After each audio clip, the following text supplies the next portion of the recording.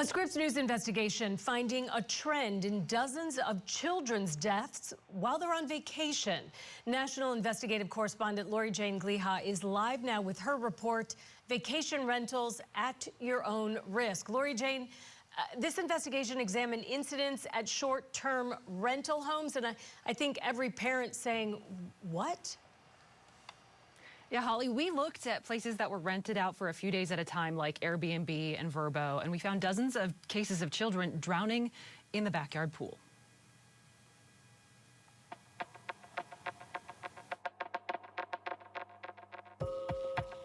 Please God, she's not responding.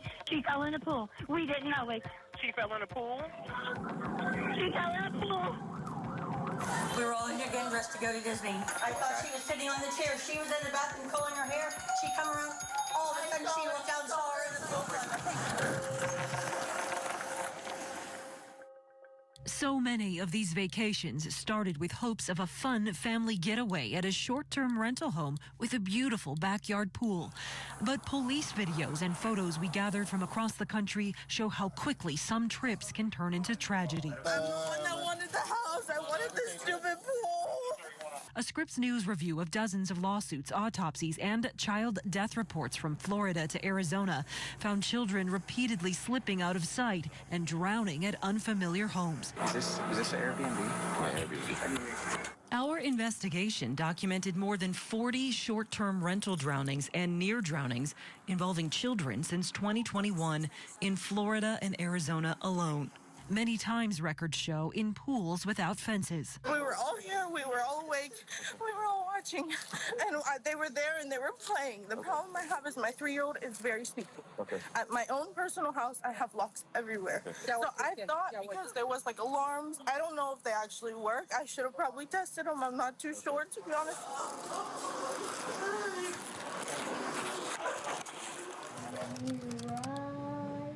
Last summer, Colorado mom Prince Parra picked out what she thought was the perfect Airbnb rental in the Phoenix area in Arizona.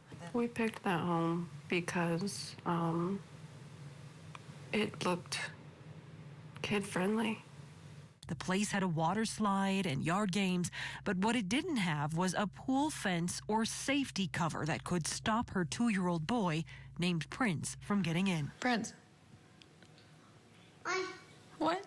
When the family realized the toddler had slipped out of the home in the early morning, it was too late to save him. They found him floating in the pool, unresponsive. It just doesn't make sense. The medical examiner determined Prince's death was an accident caused by drowning. Experts say families who are visiting homes with pools aren't always familiar with how vigilant they must be and how quickly the worst can happen. People say, I watch my children. The level that you need to supervise around water is 10 times higher than it is just in a home, I think, without it. Michelle Long is with the National Drowning Prevention Alliance. The group published this vacation home water safety checklist, including advice to look for a fence when renting. And the standard also is to have a tall fence, right? Yes, you want a self-closing, self-latching gate here. And so this is, see how it locks automatically. Long says direct, adequate supervision is an important part of drowning prevention. But there is a reason states and local jurisdictions across the country have adopted pool safety standards, many in place for decades. A fence gives you that extra time. That interior barrier is there to help you in case you lose track of a child. Records we pulled from the date of the drowning show the property where Patricia was staying didn't have a required short-term rental permit, according to the city of Phoenix. And about a month after her child died, a city inspection found the property to be non-compliant with pool barrier regulations. We also found records showing multiple times after that the city inspected the property, even posting on it a sign that says unsafe.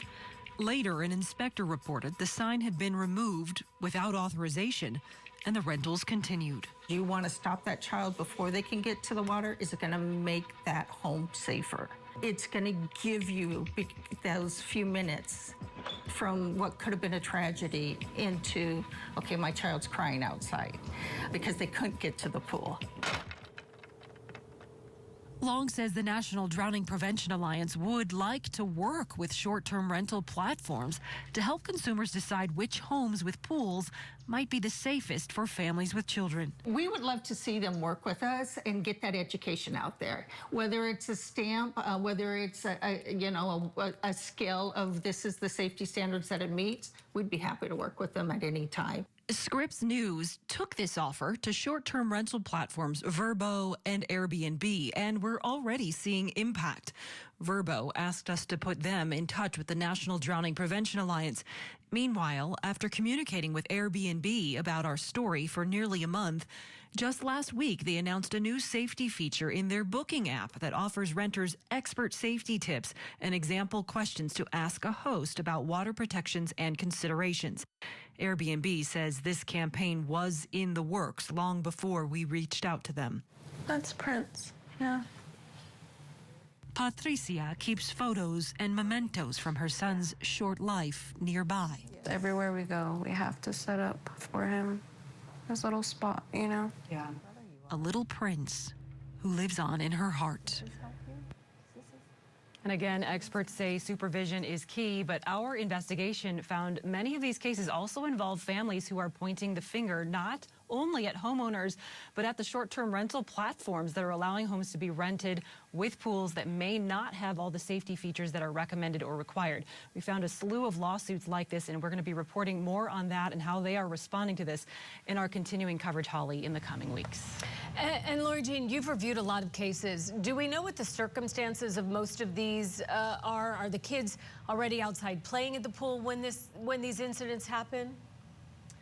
Yeah, you know what? We've seen a few cases like that where adults were with the kids at the pool or near the pool. We even saw one where a teenager got into the pool knowing that he couldn't swim and went too deep. But in reality, most of the cases we reviewed happened when people were not actually swimming. We saw several cases in which kids somehow opened the back door or got into the pool while the adults were distracted. And we actually obtained some rare video of that, Holly, on an incident just like that, a survival story where a 1-year-old walked right by 3 adults who didn't see him fall into the pool.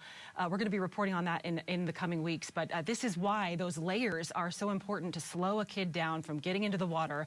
That's the door alarm, that's the fence, and the locks that are placed out of reach. All right, such an important story. Thank you for bringing that to us. National investigative correspondent Lori Jane Gliha live in Denver. Amazing work as always. Thank you.